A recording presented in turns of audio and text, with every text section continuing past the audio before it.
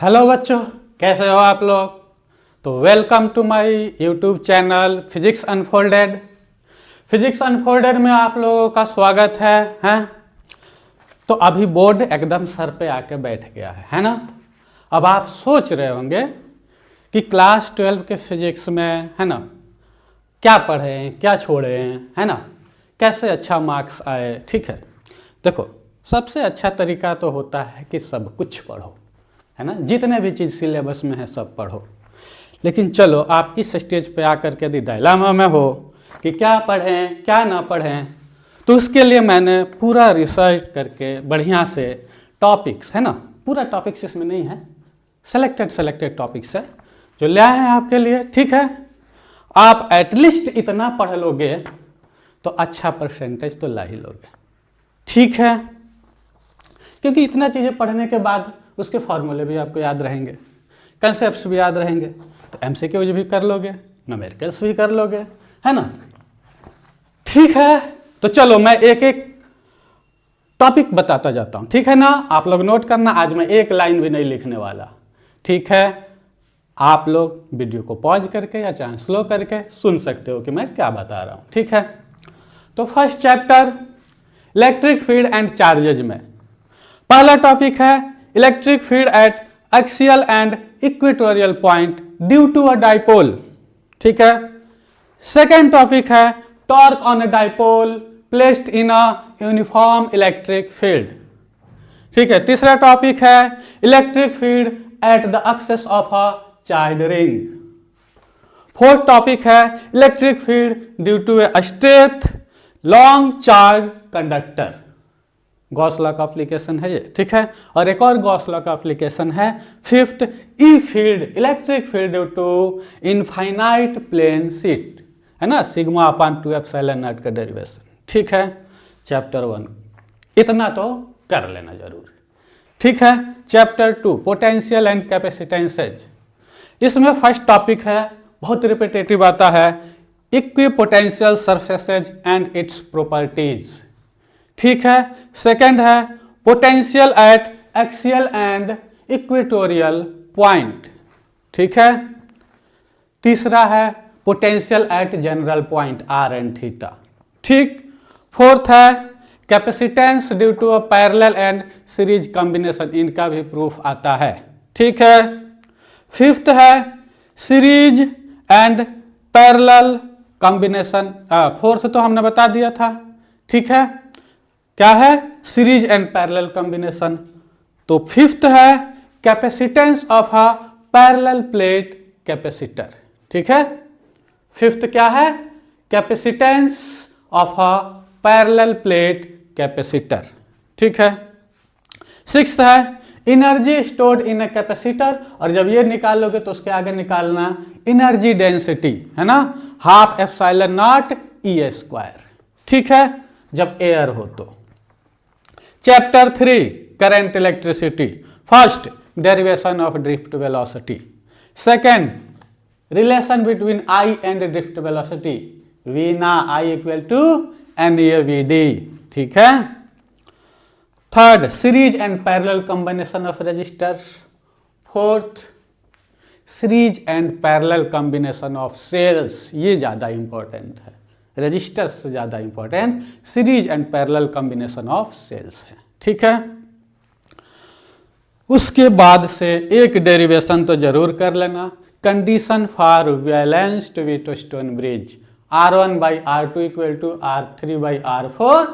तो B और D का पोटेंशियल सेम होता है ना, व्हीटस्टोन बैलेंस्ड व्हीटस्टोन ब्रिज के लिए कंडीशन का डेरिवेशन। ठीक है, उसके बाद से चैप्टर 4 पे आ जाओ, moving charges and magnetism.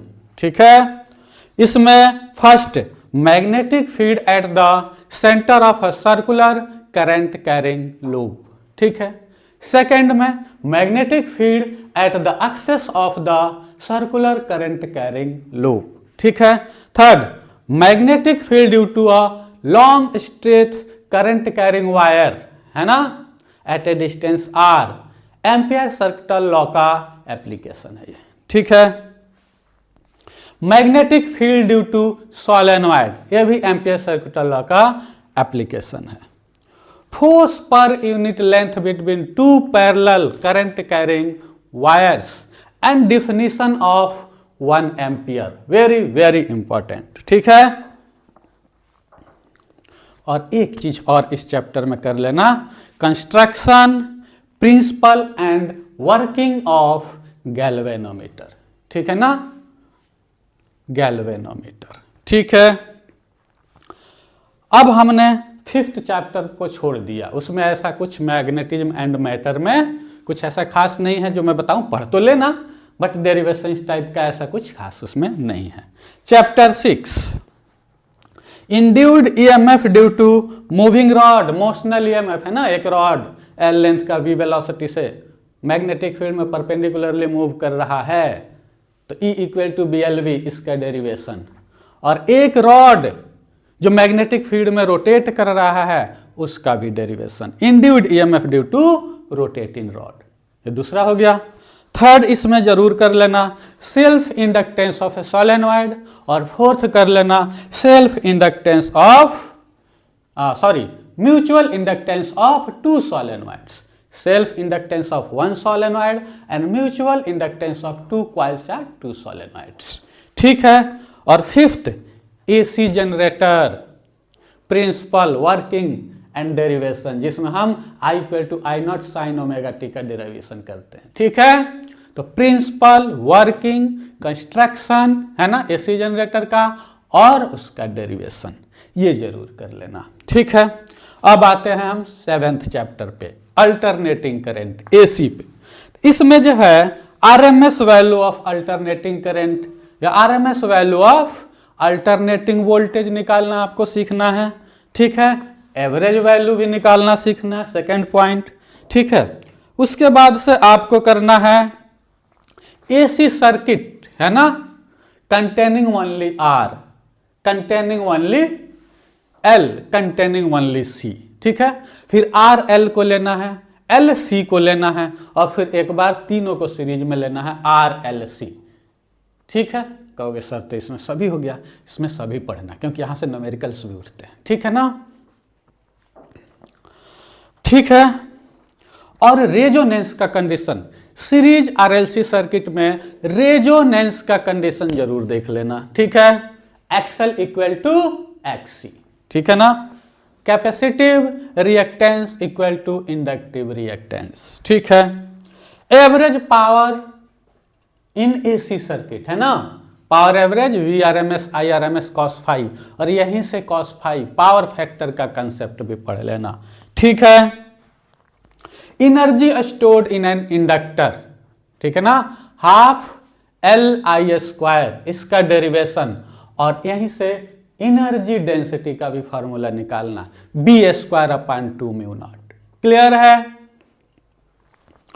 Last इसमें transformer, principle and working construction, transformer का प्रिंसिपल, वर्किंग, कंस्ट्रक्शन, और उसके जो न्यूमेरिकल्स होते हैं है ना, V1/V2 equal to N1/L2 equal to I2/I1, इनके डेरिवेशंस देख लेना, और इस पे क्वेश्चंस भी आते हैं तो इसका कंसेप्ट भी क्लियर होना चाहिए। ठीक है, और लॉसेज इन ट्रांसफार्मर है ना, at least iron loss, copper loss है ना, ये तो पढ़ ही लेना। ठीक है, उसके बाद से आते हैं हम EM वेव में, चैप्टर 8, इसमें डिस्प्लेसमेंट करंट को समझ लेना, इस पे क्वेश्चंस आते हैं।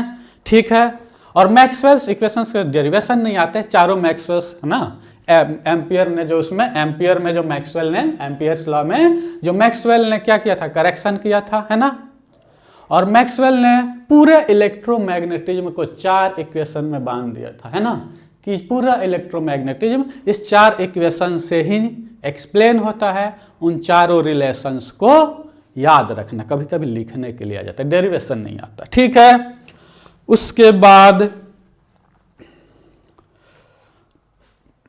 एनर्जी डेंसिटी है ना, एनर्जी डेंसिटी EM वेव में इलेक्ट्रिक फील्ड होता है, मैग्नेटिक फील्ड होता है ना, और क्या होता है, बस यही दो होते हैं। ठीक है, दोनों एक दूसरे के परपेंडिकुलर होते हैं। ठीक है, इनका वाइब्रेशन परपेंडिकुलर होता है, तो इलेक्ट्रिक फील्ड है ना, इलेक्ट्रिक एनर्जी डेंसिटी है ना, या बोल सकते हैं मैग्नेटिक एनर्जी डेंसिटी। और ये भी प्रूफ करने के लिए आता है कि proof that electric energy density is equal to the magnetic energy density. और यहीं से कहता है कि find the total energy density. ठीक है, तो energy density of E field, B field and total energy density of EM wave को जरूर पढ़ लेना। और यहीं से इंटेंसिटी भी निकालने के लिए आता है ना, इंटेंसिटी ऑफ ईएम वेव। इतना तो आपको पढ़ना ही पढ़ना है। ठीक है, उसके बाद से आते हैं चैप्टर 9 रे ऑप्टिक्स। इसमें बहुत डेरिवेशंस है ना, कंफ्यूज हो जाते हैं कि कौन सा पढ़े कौन सा नहीं पढ़े। ठीक है, पढ़ना तो देखो मैं फिर कह रहा हूँ सभी चाहिए, लेकिन यदि आप नहीं पढ़ पा रहे हो या नहीं पढ़ पाए हो तो इतना तो जरूर पढ़ लेना जितना मैं बता रहा हूँ। ठीक है, relation between critical angle and the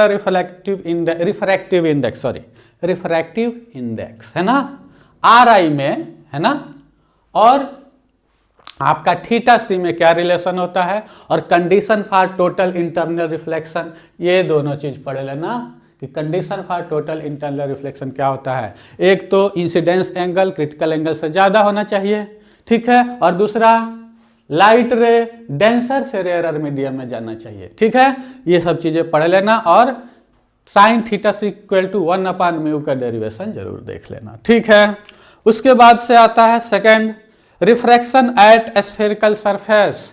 spherical surface का रिफ्रैक्शन μ2/v - μ1/u, ये वाला फार्मूला इक्वल टू μ2 - μ1/r, ये जरूर देख लेना। और उसके बाद से एक और चीज आपको देखना है, lens makers formula, lens makers formula.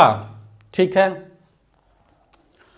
अच्छा, लेंस मेकर्स फार्मूला जब डिराइव कर लोगे तो उसका जस्ट आगे 1-2 लाइन और लिखना होता है, thin lens formula 1/v - 1/u equal to कितना होता है 1/f। ठीक है, तो लेंस मेकर्स फार्मूला और थिन लेंस फार्मूला का डेरिवेशन आपको आना चाहिए। ठीक है, और 2 लेंसेज इन कांटेक्ट का पावर निकालना भी आता है, या फोकल लेंथ है ना, 1/f equal to 1/f1 + 1/f2 proof करने के लिए आता है, ये भी देख जाना। ठीक है, उसके बाद से रिफ्रैक्शन थ्रू प्रिज्म है ना, प्रिज्म के थ्रू रिफ्रैक्शन है ना, और मिनिमम डेविएशन का कंडीशन, और रिफ्रैक्टिव इंडेक्स और मिनिमम डेविएशन में एक रिलेशन होता है, μ इक्वल टू है ना sin A + Δm/2/sin A/2, इसका डेरिवेशन जरूर देख लेना। ठीक है, उसके बाद से आप ये जरूर कर लेना, रे diagram working and magnifying power किसका, सिंपल माइक्रोस्कोप का, कंपाउंड माइक्रोस्कोप का, और रिफ्रैक्टिंग टेलीस्कोप का, और कैसेग्रियन टेलीस्कोप रिफ्लेक्टिंग, जिसमें 2 मिरर होते हैं ना, रिफ्लेक्टिंग टाइप कैसेग्रियन टेलीस्कोप बोलते हैं। कैसेग्रियन टेलीस्कोप तो जरूर देख लेना है ना, और कंपाउंड माइक्रोस्कोप। बचा क्या, रिफ्रैक्टिंग टेलीस्कोप, इसको क्यों छोड़ना ये भी देख जाना। ठीक है, अब आते हैं चैप्टर 10 में। ठीक, तो इसमें देखो 2 प्रूफ होते हैं, हाइजेंस प्रिंसिपल तो पढ़ ही लेना क्या होता है, वेव फ्रंट क्या होता है। डेरिवेशन में है ना रिफ्रैक्शन है ना, लॉ ऑफ रिफ्रैक्शन और लॉ ऑफ रिफ्लेक्शन दोनों को पूछा जाता है repeatedly using the Huygens principle, ये जरूर देख जाना। ठीक है, उसके बाद से superposition and constructive and destructive interference पढ़ लेना, और उसमें एक प्रूफ आता है कि है ना कि 2 स्लिट है, एक स्लिट से I0 आ रहा है इंटेंसिटी, दूसरे से भी I0 आ रहा है ना, तो मैक्सिमम इंटेंसिटी किसी पॉइंट पे कितनी होगी, I = 4I0 cos² φ/2, where φ is the phase difference between the 2 waves है ना, 2 कोहेरेंट वेव्स, ये जरूर देख जाना। और यंग डबल स्लिट एक्सपेरिमेंट में तो आपके सिलेबस में बताया जाता है ना, क्वालिटेटिव एनालिसिस मतलब डेरिवेशन नहीं आना चाहिए। ठीक है, तो इसमें जो है पोजीशन YDSE में है ना, position of bright fringe, nth bright fringe, nth dark fringe है ना, और fringe width, angular fringe width, इन सब के फॉर्मूले एकदम टिप पे होने चाहिए। इस पर न्यूमेरिकल्स आते ही आते हैं, ये आपको करना है। ठीक है, उसके बाद से चैप्टर 11 में आ जाओ, चैप्टर 11। ठीक है, ड्यूअल नेचर ऑफ रेडिएशन है ना, उसमें क्या होता है, फर्स्ट फोटो इलेक्ट्रिक इफेक्ट में रिफ्लेक्शन है ना, जैसे होता है ना, कई टाइप के इमिशंस होते हैं ना, कई टाइप के इमिशंस होते हैं, thermionic emission, photo electric emission. आपको केवल फोटो इलेक्ट्रिक इमिशन पढ़ने हैं, ठीक है। इसमें आप आइंस्टीन का थ्योरी पढ़ लेना। Einstein theory of photo electric effect पूछ देता है कि आइंस्टीन ने क्या थ्योरी दिया था फोटो इलेक्ट्रिक इफेक्ट का। इस सभी फोटो इलेक्ट्रिक इफेक्ट का फार्मूला और उससे रिलेटेड जितने भी ग्राफ हैं, है ना, intensity versus stopping potential change होता है कि नहीं देख लेना, ठीक है ना। और इंटेंसिटी वर्सेस और क्या, maximum kinetic energy versus frequency, ठीक है ना। स्टॉपिंग पोटेंशियल वर्सेस फ्रीक्वेंसी, और इनके जो ग्राफ बनता है, स्ट्रेट लाइन बनता है, तो y = mx + c से कंपेयर करके ये जरूर देख लेना कि इसका स्लोप क्या देता है और इसका नेगेटिव y एक्सेस क्या देता है ना। दोनों में अलग अलग आता है। यदि स्टॉपिंग पोटेंशियल वर्सेस फ्रीक्वेंसी बनाते हो तो उसमें अलग आएगा, और यदि k मैक्स और फ्रीक्वेंसी में बनाते हो तो उसका y इंटरसेप्ट और अलग आएगा, ठीक है, स्लोप भी अलग आएगा, ठीक है। ये देख लेना, और उसके बाद से ये जरूर देख लेना D Broglie hypothesis and wavelength calculate करना। डी ब्रॉय वेवलेंथ, इसको तो देखना ही देखना है, ठीक है ना।